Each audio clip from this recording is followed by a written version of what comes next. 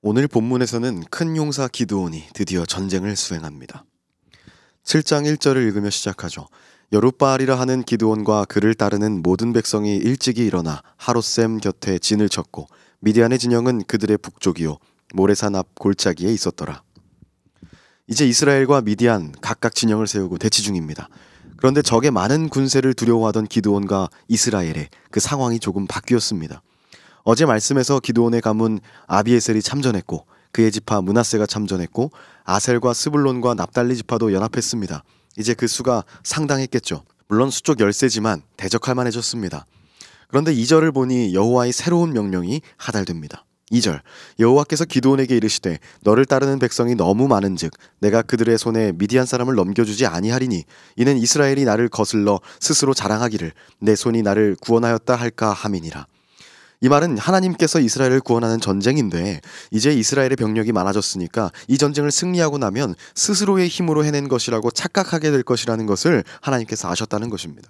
우려하신다는 거예요. 그래서 3절을 보니 누구든지 두려운 자는 집에 가라 이렇게 말하라고 하십니다. 그랬더니 돌아간 백성이 22,000명입니다. 그리고 남은 자가 10,000명입니다. 원래 32,000명이 모였었나 봐요. 그런데 4절에 여호와는 또 한 번 말씀하십니다. 아직도 많다. 그들을 인도하여 사람들을 가려내라. 내가 그 기준을 주겠다. 이런 말씀이거든요. 5절 여호와의 말씀을 따라 기드온이 남은 10,000명을 데리고 물가로 내려갑니다. 아까 진영이 하롯셈이라고 했으니 아마 그 물가였겠죠. 그곳은 지금도 잘 보존되어 있는데요. 제가 사진을 서칭해 보니까 정말 10,000명이 한 번에 둘러서 물을 먹을 수 있을 정도로 정말 넓습니다. 그리고 그 바닥이 훤히 보일 정도로 물이 깨끗하더라고요. 그래서 이스라엘로 성지순례 가신 분들이 그곳에 가가지고 물 마시고 오시고 그러더라고요. 사진 찍으셨더라고요. 근데 그분들 물 마시는 사진을 보니까요, 다들 손으로 떠서 이렇게 드시고 계세요. 왜 그런지가 이제 이 말씀에 나옵니다. 그 10,000명 중에는 무릎을 꿇고 혀로 물을 핥아 먹는 사람도 있고 아까 사진처럼 손으로 한 움큼 떠서 입에 대고 먹는 사람도 있더라는 겁니다. 그 손으로 움켜서 입에 대고 핥는 자의 수가 300명이었습니다. 하나님은 그 300명을 데리고 너희를 구원하며 미디안을 너희 손에 넘겨주리니 그 외의 백성은 집으로 돌아가게 하라. 이 9,700명을 돌려보내는 거죠. 이렇게 말씀하신 거예요. 그렇게 선택된 300명이 우리가 흔히 기드온과 함께 기억하고 있는 기드온의 300용사입니다. 이 기준은 어떤 기준이었을까요? 이것을 두고 많은 목회자의 의견이 다릅니다. 그에 따라서 메시지의 방향도 많이 달라지죠. 어떤 분들은요, 전시 상황에도 긴장의 끈을 놓지 않는 항상 준비된 자들이었다 이렇게 이야기하십니다. 무릎을 꿇고 얼굴을 샘에 대고 물을 마신다는 것이 무기를 내려놓았다는 것이고 손으로 떠마신 사람들은 한 손으로는 무기를 붙들고 한 손으로 물을 움켜 마셨다 이런 해석입니다. 머리를 숙이게 되면 군필자들은 다 들어보셨을 만한 그 사주경계 이것을 못하게 되죠. 사방의 시야를 확보하지 못한다는 겁니다. 그러니까 한 손으로 떠서 한 손에 무기를 붙들고 사방을 경계하면서 언제 일어날지 모르는 전쟁 상황을 대비한 그 300명을 하나님께서 선발하셨다 이런 뜻이 되겠죠. 일리가 있는 해석입니다. 또 어떤 분들은요, 무릎을 꿇고 샘에 얼굴 묻고 물을 마신 사람들의 모습이 우상에게 절하는 모습을 닮았다고 말하면서 그런 사람을 제외한 300명이었다 이렇게 말하는데 이것은 개인적으로 조금 억측인 것 같습니다. 비약이랄까요?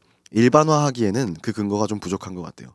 그런데 저는 이 300명의 선발이 그저 하나님의 뜻을 이루기 위해서 소수를 가려내는 그런 방법이었을 것이라고 해석합니다. 왜냐하면 7장의 문맥상 그리고 하나님이 직접 말씀하신 2절을 근거로 저는 그렇게 보는데요. 백성이 너무 많아 이스라엘이 나를 거슬러 스스로 자랑하기를 내 손이 나를 구원하였다 할까 함이니라. 이 말씀 기억하시죠? 이 전쟁은 이스라엘도 기드온도 아닌 하나님께서 직접 주관하시고 직접 수행하고 계시다는 것을 깨닫게 하시기 위해서 적은 수를 남기는 그저 그런 방법이었을 거라고 저는 생각을 합니다. 중요한 것은 300명을 선발한 기준이 아니라 그 300명이라는 말도 안 되는 소수의 병력 그 의미에 있다고 보는 거예요. 기준이 아닌 의미. 이 전쟁은 하나님이 하시는 것이다. 하나님이 이스라엘을 구원하시는 것이기 때문에 그 수는 중요하지 않다. 이런 것을 보여준다는 것이죠. 그렇게 이제 기드온과 300용사만이 남았습니다. 다시 상황은 말도 안 되는 상황이 되어버렸죠. 그러나 9절 여호와께서는 그럼에도 불구하고 승리를 선포해 주십니다. 일어나 진영으로 내려가라. 내가 그것을 내 손에 넘겨주었느니라. 그런데 아직도 기드온은 주저하나 봅니다. 다시금 상황이 불리해졌으니까요. 수적 열세니까요. 그랬더니 하나님은 또 다 이르십니다. 10절에 너가 무서우면 너의 부하 부라를 데려가라. 함께 가라. 그리고 그 적진에서 적들이 하는 말을 들어봐라. 그럼 너는 용기가 생길 거야. 이렇게 말씀하시죠. 11절 기드온은 그 말을 듣고 부하 부라를 데리고 적진으로 내려갑니다. 12절은 지난 말씀에서도 인용했던 그 구절입니다. 미디안과 아말렉과 동방의 모든 사람들이 골짜기에 누웠는데 메뚜기의 많은 수와 같고 그들의 낙타의 수가 많아서 해변의 모래가 많음 같은지라. 엄청난 적의 숫자를 비유하여서 보여주고 있습니다. 이것은요, 기드온의 300명과 극명하게 대비되는 그림을 보여주는 거예요. 그런데 아까 하나님께서 기드온에게 적진에 가서 그 적군들이 나누는 이야기를 들으면 용기가 생길 거라 이렇게 얘기하셨잖아요.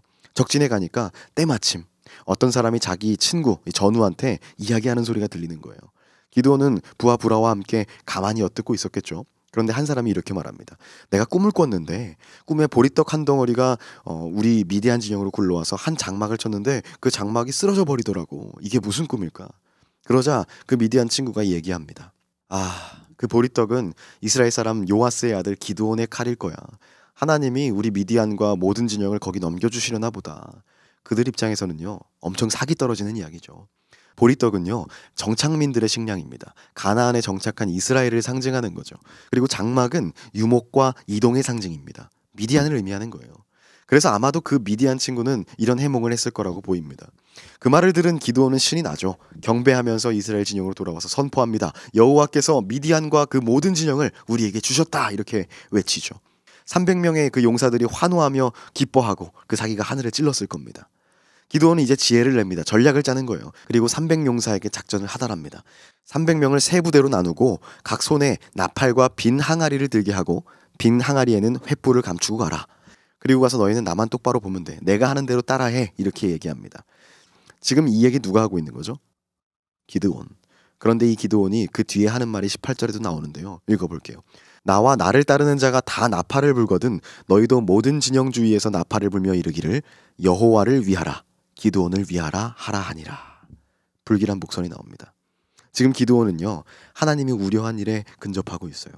여호와를 위하라. 여기까지는 참 좋은데 거기에 기드온을 위하라 라는 말을 슬며시 끼워 넣었습니다. 하나님의 영광에 자기 자신을 살짝쿵 끼워 넣은 것입니다. 불길하죠. 이 떡밥은요, 내일 읽을 8장에서 본격적으로 해소하기로 하고 우리는 여호와께서 어떻게 이들을 승리케 하시는지 계속해서 몰입해서 보도록 합시다. 아까 300을 100씩 세 부대로 나눴죠. 그중에 기드온이 이끄는 100명이 이경초, 즉 밤 10시 정도에 적진에 도착합니다. 그들은 나팔을 불면서 가지고 온 항아리를 깹니다. 쨍그랑! 이 100개가 순차적으로 막 깨지니까 엄청 소란스러웠겠죠. 그럼 나머지 200명도 이제 따라합니다. 엄청난 소음일 거예요. 그들이 나팔을 불고 항아리를 부수고 왼손에 횃불을 들고 오른손에 나팔 불면서 막 외칩니다. 여호와와 기드온의 칼이다. 기드온의 칼 하니까 생각나는 거 있죠. 아까 미디안 진영에 정찰 왔을 때 두 친구가 나눴던 꿈 얘기. 그 얘기는 이미 미디안에 다 퍼졌을 거예요. 그 꿈에 나온 보리떡, 기드온의 칼이 드디어 온 겁니다. 난리가 났겠죠. 그 진영을 300명이 둘러서 가지고 나팔을 불고 난리가 아닙니다. 우리 남아공 월드컵 때 부부젤라라는 악기 기억나시죠? 엄청 시끄럽잖아요. 산만해지고. 그거 상상해 보십시오. 막 잠들었을 시간인데 비몽사몽 적진은 완전 멘탈이 깨졌겠죠. 적들이 이제 서로 아군과 적군 피하 식별을 못합니다. 서로를 죽입니다. 그리고 서로 도망가고 난리가 났어요. 아비규환입니다. 전쟁은 이렇게 끝나버린 거예요. 그때 집에 갔던 이스라엘 사람들도 돌아와서 마무리를 집니다. 24절 보니까요, 이제 기드온의 용사들은 도망가는 적들보다 더 빨리 강 쪽으로 가서 물길을 점령해서 요단강을 차단합니다. 읽어보니까 아마 요단강을 먼저 건너서 그 나루를 점령한 것 같아요. 그래서 패잔병들이 올라오면 이렇게 넘어오면 다 잡아 죽이고 있는 것 같습니다. 테러를 차단하고 그들을 섬멸하기 시작합니다. 그래서 미디안의 두 장수 오렙과 스앱을 사로잡았대요. 오렙은요, 바위에서 죽이고 스앱은 포도주 틀에서 죽였다고 합니다. 이거 상징이에요. 바위는 이스라엘 백성들이 숨어 살던 곳이잖아요. 그리고 포도주 틀은 그 미디안 몰래 나와서 타작하던 곳입니다. 복수를 하는 거예요. 복수를 상징하고 있는 거예요. 그리고 다시 강을 건너서 강 건너에서 기다리고 있던 기드온에게 그 수장들의 목을 가져옵니다. 이렇게 첫 번째 전쟁이 끝나고요, 이스라엘은 적의 손으로부터 구원받습니다. 하나님의 약속을 이루신 거죠. 오늘 말씀에서는 어떤 것을 알 수 있을까요? 하나님께서는요, 약속하신 일은 반드시 이루십니다. 하나님께서 약속하신 일은 반드시 이루어진다는 거예요. 하나님께서 승리를 약속하셨는데도요, 이스라엘의 관심은 사람의 수에 있었어요. 그러자 하나님은 그 수를 오히려 줄이십니다. 그리고 10만이 넘는 미디안 대군과의 싸움에 3만 2천 명, 우리 눈으로는 말도 안 되는 거였어요. 계란으로 바위치기입니다. 조금 더 확률을 올리려고 3만 2천 명의 군사를 모았는데 하나님은 오히려 줄이십니다. 두려워하는 자들을 집에 돌려보내죠. 이제 남은 것은 10,000명. 그런데 그 숫자마저도 하나님의 일하심에는 무의미했습니다. 300명. 처음 모인 수의 100분의 1도 안 됩니다. 그런데 하나님은 그 숫자로도 하나님의 계획을 이루십니다. 우리는 때때로 하나님의 일하심을 오해합니다. 상황과 조건과 여력을 들어서요, 먼저 우려부터 하고 봅니다. 하나님은 모든 것을 뛰어넘고 모든 것을 주관하시는 분임을 우리는 기억해야 합니다. 하나님은 약속하신 것을 반드시 이루시는 분입니다. 그 계획을 한치의 오차도 없이 넉넉히 이루시는 분인 줄로 믿으시길 바랍니다. 사실 하나님 앞에 우리의 힘은 무용합니다. 쓸모가 없을지도 몰라요. 전지전능하신 하나님이 우리의 조력이 왜 필요하시겠습니까? 그런데도 기드온과 300용사 같이 우리를 소명하시는 이유는요, 동역하고자 하시는 마음인 줄로 믿습니다. 우리가 하나님의 사역에 참여하길 원하시는 줄로 믿습니다. 그를 통해 우리를 연단하시고 믿음의 용사로 세워나가기 위함임을 믿으시길 바랍니다. 우리가 사람의 기준으로, 우리의 안목으로 하나님의 약속과 계획을 불신하고 우려하는 그 어리석음을 범하지 않기를 소망합니다. 하나님이 주신 구원의 약속은요, 우리 삶 가운데 분명히 이루어질 것입니다. 여러분, 하나님께서는 여러분을 성도로 부르셨습니다. 하나님의 사람으로 소명하셨습니다. 하나님의 가치관으로 세상과의 전쟁에서 승리하도록 이 땅 가운데 하나님의 뜻으로 통치되는 하나님의 나라를 세우는데 우리를 부르셨습니다. 여러분의 삶의 자리를 그 거룩한 전쟁터로 부르신 거예요. 하나님을 사랑하고 이웃을 사랑하는 일, 그것이 우리에게 사명으로 주어졌습니다. 하나님의 사람으로서의 정체성을 지키는 것은요, 바로 이 사명을 행할 때 비로소 이루어집니다. 여러분, 오늘도 우리의 삶이라는 전쟁터에서 주님 하실 일을 신뢰하면서 그 약속 붙들고요, 기드온의 300용사로 살아가는 저와 여러분이 되기를 축복합니다. 기도하겠습니다.